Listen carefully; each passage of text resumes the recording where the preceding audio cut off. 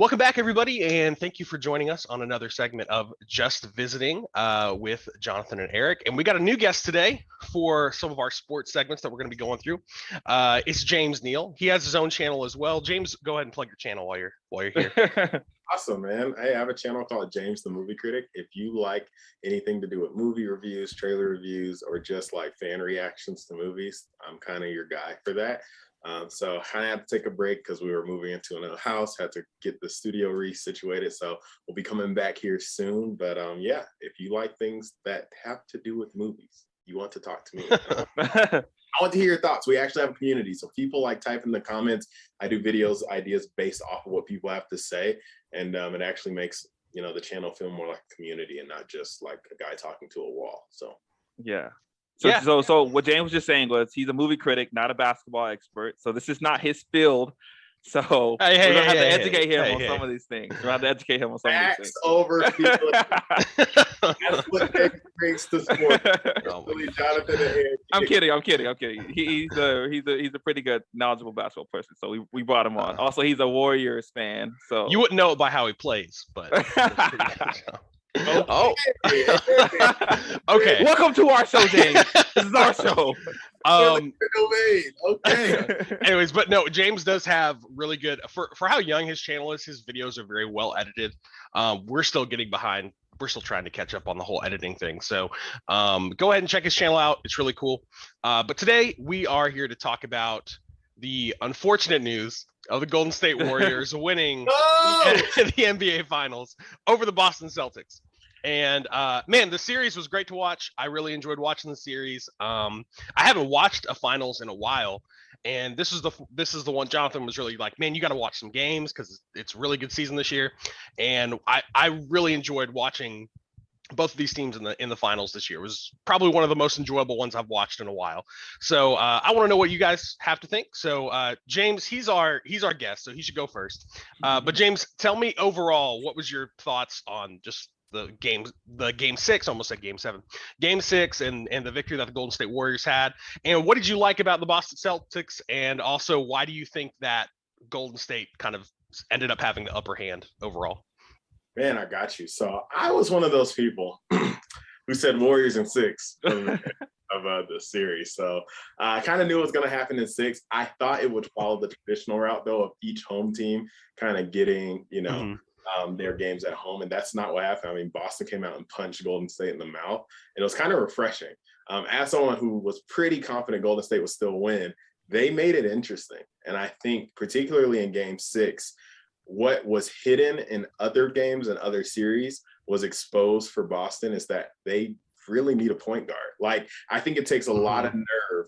And I tip my hat to Boston for saying, we're going to let Marcus Smart be our point guard. I mean, it got them to a game six in the final. So like, for all that you could have to say about Marcus Smart, I don't like poo-poo the guy. I don't say like, man, you didn't do your job. I think he did a really good job. I think he's not naturally a point guard. And I think that exposed some weaknesses as you got later into the series. You going against Steve Kerr, you get into game six. I mean, Kerr's only lost 2 series, like in his tenure coaching. So when it comes to the end of series, the man's kind of like getting up there in like some of the great conversation because he knows how to close them out. And I think he started seeing we can kind of manipulate and take advantage of some things where Boston just doesn't have the means to play make. It kind of goes into Jaylen Brown's hand. It goes into Jason Tatum's hand.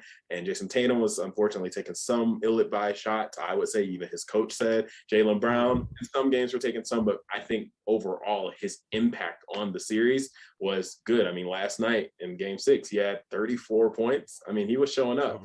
Even Al Horford, old man Al, showed up. So I think what I did like about Boston, what I think that they had going for them, they were deep.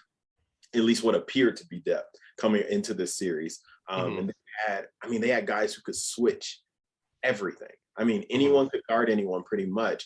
And they were taller across the board, like from roster to roster. And like at every position, Boston was longer. They had more wingspan. Like, so I felt like this would be very hard for the Warriors to get past that defense. That was my thoughts going in. I actually was like, man, I want Miami to win because I know Warriors will beat them for sure.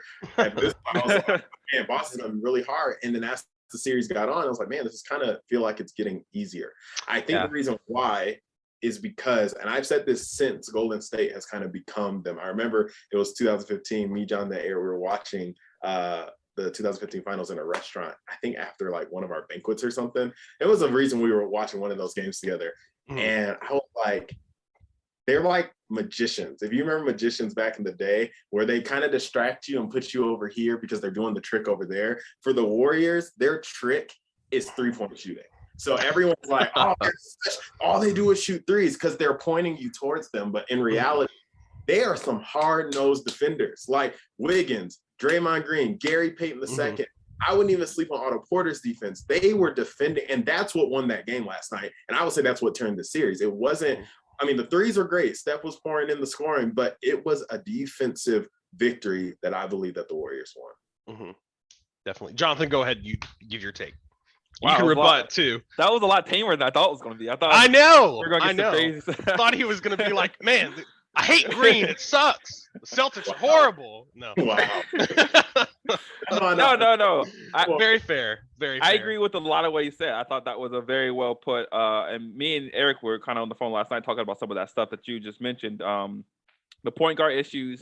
I thought that was like, I mean, even before coming into the series, I was saying, going back to probably even the Bucks series, I was saying we need like a traditional point guard.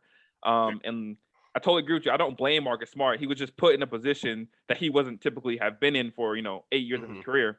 Could he become a point guard? Maybe you give him an off season a chance to try it out and give another season.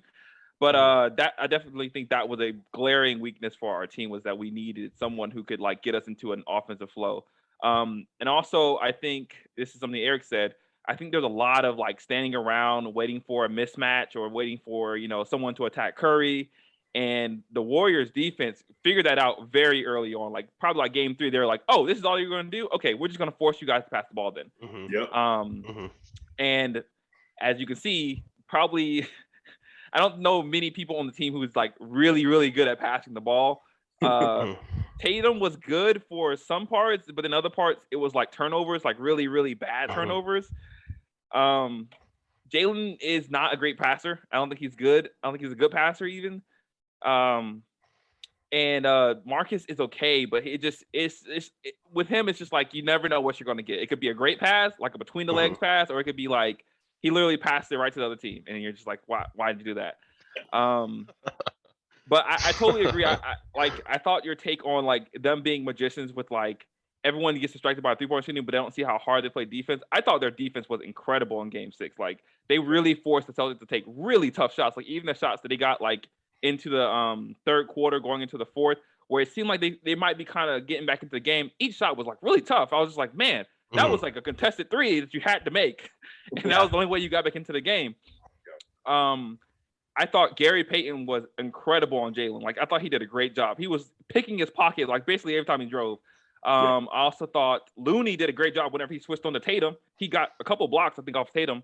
And Wiggins, man, I can't talk enough about how well-rounded Wiggins has turned out to be. I thought he locked Tatum up. I thought he locked him up. I don't think there was anything Tatum could have done to get Wiggins off him.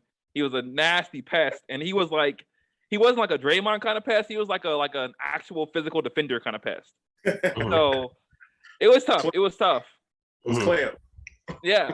He was like, Wiggins reminds me of Clay, like 2016 Clay. That's the way Wiggins was playing like. Facts. That's good. That's a good comparison. Absolutely. Yeah, so my take on this last game was obviously the last 3 games, my whole thing has been with the Celtics, as Jonathan already said, is that they don't move around. And so it seems like while they want Jason Tatum to be the guy who's going to start something, everybody's waiting for somebody else to start something. They're just kind of like, all right, he's got the ball. Who's going to make a move? And it's like, you guys all have to move and do your job. Like you guys are just kind of standing, and it frustrated me so much. But this is the thing, when the Celtics ran an offense, man, it was beautiful. The first, like I was telling Jonathan in one of our videos, James, I think it was game 1 or game 2. I was just like, man, it could have been game 3. But I was like, they kind of remind me of the like the old the Spurs, like the San Antonio Spurs a little bit, the way they were moving the ball. Like it was like every time they were just around, they were just making that extra pass, making the extra pass. And it was insane. And I was like, oh, that's beautiful basketball. But then just something happened where they started playing worse and worse and worse. And I don't know if they got in their head. Because I think, not trying to take anything away from the Golden State Warriors, they played really great defense, especially in the second half of the series. I think they finally figured it out a little bit. But also, I felt like Celtics, like I felt like they kind of played against themselves. Like they just kind of got in their own head, and they were like, "We don't know what to do now." And it's like, just do what you guys were doing in the first like 3 games of the series. You know what I mean? So that was kind of frustrating to see. Yeah.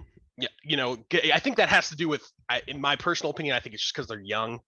Go ahead, James. What were you going to say? I have 2 thoughts. I think, to your point earlier in the series, and even across the playoffs, you saw the Celtics making that extra pass. I mean, automatically, it looked like you would see all 5 heads turn like, no, there's another pass. Like they were in sync. I think the reason why that form of their offense was so easy is because they were shooting at an abnormally high 3-point percentage rate. I mean, we're like, oh no, the Celtics are just that good. It's like, no, I get it. They're good. And since New Year's, they have the best record. I mean, to turn around the season, we were all like, I mean, from September to December, like, man, Celtics kind of let us down. I really thought they were going to take the next step. And then January, they were like, no, we are taking that next step. And they were killing offense. But if you watch any of these players throughout the years, all of them, I'd say, except for Al Horford, because he's actually a pretty clutch shooter at the 3-point, especially if he's unguarded. I'd say it's like 8 out of 10 it's going in. They were all shooting at a very high rate. And I think this was just the series that they finally came down to earth. And because of their youth, they were like, oh, we can't do that anymore. All right, time to go to one-on-one ISO ball. Yeah. They also go ahead. No, go ahead. The issue with this, I feel like the Warriors have a way of making what they do look easy.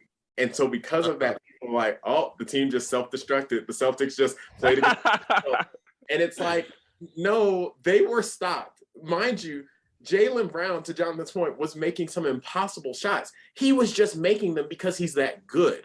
Jason Tatum, not last night, but normally will have some amazing finishes at the rim through pretty hard defense. And it's like, the Warriors, they smile a lot. They kind of laugh, so you don't want to take them seriously. And not to mention, they're the only offense in the league that plays like they're in the NCAA. They're running a motion offense. They don't do motion offenses anymore. No one does that in the pro leagues. And so you almost feel like, man, no one else is moving. No one ever moves. If this was like any Eastern team against any other Western team, you wouldn't even notice that no one's moving because no one ever does that. The Warriors are the only ones who really put intention on doing a motion offense where, hey, this is a cardio run team. We're all running pretty much all the time. Draymond's the one exception because he's kind of goofy when he runs. He don't look like he's got a backpack on. We don't need that. We just need him to sit at the center of the console and pass the ball to everyone else. So I just think it's really easy to say, oh man, these people self-destructed. And you're looking like, nah, the Warriors put, like, again, Wiggins, we'll get to him later, I'm sure. But the man was a vice grip on Jason Tatum's life in the series, especially last night. I mean, I'm watching Wiggins and I'm like, man, you're giving me Scottie Pippen-like visions. Like, finals Wiggins is looking like, I mean, he's stopping everything. Gary Payton, my God, I can't even talk enough about him. Kudos to guys who work hard-nosed, come out of the G League, get kicked out of the league, come back, and just keep working until they get there. But sorry, a little bit of a tangent there. No, you're fine. Made his dad proud for sure.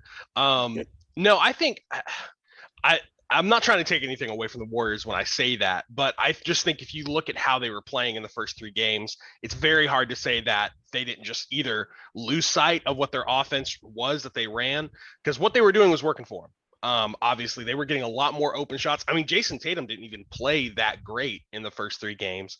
And but to your point, Jaylen Brown was like, to me, felt non-existent in Game 6, and he was kind of what was keeping them afloat the majority of the season. So, I mean, you can't deny the Warriors' defense. So, but Jonathan, you probably want to get some words in. So go ahead and say what you're saying. I agree. I think it's a little bit of both what you guys are saying. I think for sure, you gotta give credit to the Warriors. They locked them down. They did what they're supposed to do. But to me, I just keep thinking these turnovers, and you keep seeing it happen over and over. And like some of them were forced. I'll give the Warriors credit. Some of them were forced turnovers where, like I was saying before, GP was just pick Jalen's pocket, and then they go on the other end and score. And we're not going to talk about Gary Payton's missed layups. We're not going to talk about that. Okay, this is the Warriors' day. He smoked two easy layups. We're not going to talk about that. But a lot of them just didn't feel forced. A lot of them felt like you go into the paint without a plan, and then you jump and you try to pass it, and you don't have anyone to pass it to, so you throw it out of bounds. And it's like, sure, you're an NBA player, man. You can't make that kind of mistake. But which is why I do think there's a large part of it was that they're young. And this is what me and Eric were talking about last night. I think the reason why I'm pretty confident this team can come back is because it never felt like the Warriors were just that much better than them. It just felt like, and this is me, personal opinion of a Celtics fan. So you guys can probably smoke me in the comments for this, but it always felt like the Celtics were just beating themselves. Like they just kept beating themselves. Every time I was like watching the game, I'm just like, why make that pass? That's not a good time to make that pass. Why are you standing around, Jason Tatum? Why don't you cut to the rim? You know, why is no one else moving in this offense? I know you're talking about, no other team really does motion offense, but usually you get somebody cutting somewhere, at least one person cutting in an offense. Or just like, why are you flopping so much? Like, I understand flopping. I'm totally down with flopping, but comes a point where you're flopping so much now that the rest aren't even calling it, and now you're on the ground while Clay is wide open for a three. Like, that's just frustrating. That's frustrating stuff. That's like a young team doesn't know when to take a flop and when not to take a flop. Like, that's what the Warriors seem to know very well. Is like, hey, now we take a flop. Like, Draymond's like, okay, now I flop because this is a good point in the game to do it. So hopefully that since they're so young, they can learn from these mistakes they made and come back a better team. Yeah, I don't know if they're coming back, man. I want to say because of their youth and because, Grant Williams fooled us all. In game against the Bucks, that man hit 8 threes, and I was like, oh God, we're in danger. I remember immediately that night thinking, wow, Warriors, do we have enough defenders to give Jaylen Brown, Jason Tatum, and Marcus Smart our attention, plus this new Grant Williams guy who's just out here killing people. I wasn't worried. He just went and died basically on the court. So I'm like, yeah, they have some level of depth, but you gotta think, man. Miami's coming back, and I'm positive they're gonna make some changes. Like, there's no way they're coming back with 2 G League guys as starting minutes. Like, if I'm them, I'm trading Tyler Hero for anyone. Gosh. Give me Joel Embiid. Give me Bradley Beal. Give me somebody. Can I say honestly, I'm more scared of Tyler Hero than I am of Jimmy Butler. Like, I know that's stupid to say, but like when I was watching Tyler Hero in the bubble, I was just like, we cannot stop this guy. Like, he is so cold-blooded when he's on. Like, when he's on, he's cold. He hasn't done that since the bubble, Jonathan. I know, but I'm just saying that was my impression of him in the bubble. I'm just like, he's like a poor man's Jordan Poole to me right now. He's like, when Jordan Poole just starts making shots, you're just like, oh my gosh, why would you take that shot in the first place? That doesn't make basketball sense, but it goes in. Sure. I hear you on that. Me personally, I feel like the bubble was a fluke year for every championship, including it's a fluke year. LeBron's hairline. Right. Tyler had a fluke, and it was a really good fluke, but I think he's showing in these last 2 years he's not ready yet for that step. And I think with Jimmy getting older, I think Miami's window is closing a little bit, and I don't believe the lie that Jimmy can't be the best player on the championship.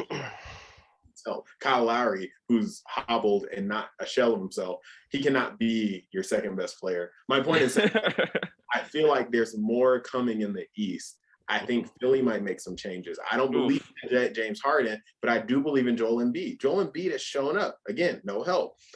The Nets, God, we all know that train wreck, but we haven't seen it. We don't know. So I don't know that the Celtics way is paved necessarily. And that same idea is what got OKC in trouble, because it's like, oh, they'll get better. Russell Westbrook was in his first and last finals over 10 years ago. James Harden was in his first and last finals. Oh, I'm sorry, Eric. I know OKC is first. It's frustrating. It's all good. No, like your next finals will be, which is like, again, people need to give credit to not only Steph, to LeBron. Like, to make it back is not as easy as people think. Again, Steph make it look so easy. It's not. So yeah, I think we've just seen it happen so many times in the past, 15 years. Right. Well, not 15, but maybe 10. For sure, we've just seen so many people, the same people over and over. It does look like that, but I do think that probably speaks to the team's dominance overall. Last thing I wanted to say, and then I have a question for Jonathan because it's kind of related to previous videos we've done, but yeah, I think it was a good series overall. I'm not really sure on whether the Boston Celtics will make it back or not, because as we were talking last night, Jonathan, it's really hard when, just for the people watching, it's really difficult when you lose a finals to actually come back and be there again. You really have to go through an overhaul. I'm sure mentally, but I can't even imagine physically to get back to the point to where you can go and play another, 7 games in the finals. But they might be able to, if they don't lose any pieces and they build off of what they have. I'm interested in their coach, if I'm being honest, because I think I really think that my take on coaches in the NBA is if you have a really good coach, you can see it, and you'll see that team go far. But if you just have an average coach, you may have a successful team, but it's really going to be based on all the players you have. I kind of don't really weigh coaches that heavily in the NBA unless it's you got a Greg Popovich or something like that, who obviously is going to make sure he has success regardless. So I'm interested in him because they've only had him for a year. So maybe that coach can, elevate the team, make them a little bit better. But the question I had for Jonathan was, because I brought this up previously, and I don't know if he knows what I'm going to ask, but in hindsight, if you knew where you were going to be with your Celtics, would you bring back Isaiah Thomas? No. Really? No. Are you serious? Stop. You should. Are you serious? After everything? No. This is the stubbornness of the Boston fan base. This is the stubbornness of the Celtic fan base. That's your problem, right there. Wow. No. Okay. Before I address that, let me address something else. Mm-hmm. So I totally agree. I was thinking the same thing that we're talking about. If they can come back, the Thunder, obviously they were a young team. Everyone thought they were going to be back, multiple years. The dynasty was being built. First of all, they let go of James Harden. That was the dumbest thing. Everyone knows that was dumb. I think even Eric can now say hindsight. Sam Presti isn't that great. Okay, we don't want him. We don't want him. Get him out of here. But also, the OKC fan base. but also, Scott. I never thought Scott Brooks was a championship coach. Let's just be honest. Scott Brooks was not that guy. Truth. He was not that guy. I always thought that. Yeah, he wasn't. So I mean, I don't know if the Thunder comparison is exactly the same. The Spurs got back the second year they lost. I mean, they lost in grand fashion, to Miami, and then they came back the next year and won in a dominating fashion. So it's not. I don't think it's without precedent. And also with the Thunder, the Warriors just kind of came out of nowhere. I don't think anyone expected the Warriors to be as good as they were as soon as they got good. Because 2012, the Thunder went to the finals, and then 2015, the Warriors are running the league basically. And I don't see any potential Warriors teams. I mean, I think the Bucks are going to be good, obviously, for the next 10 or so years. I think the Bucks are going to be good. Okay, that's all I got for you. I don't think Philly's going to do anything. I don't think Philly's going to do anything with Joel. I think he's probably going to end up leaving Philly. I don't think the Nets are going to be anything special. I think injuries are going to continue to plague that team. And I don't think Miami is going to ever get over the hump of any of these great teams like the Bucks or the Celtics. Honestly, I don't think so. How do you feel about Cleveland? I feel like Cleveland could be taking that.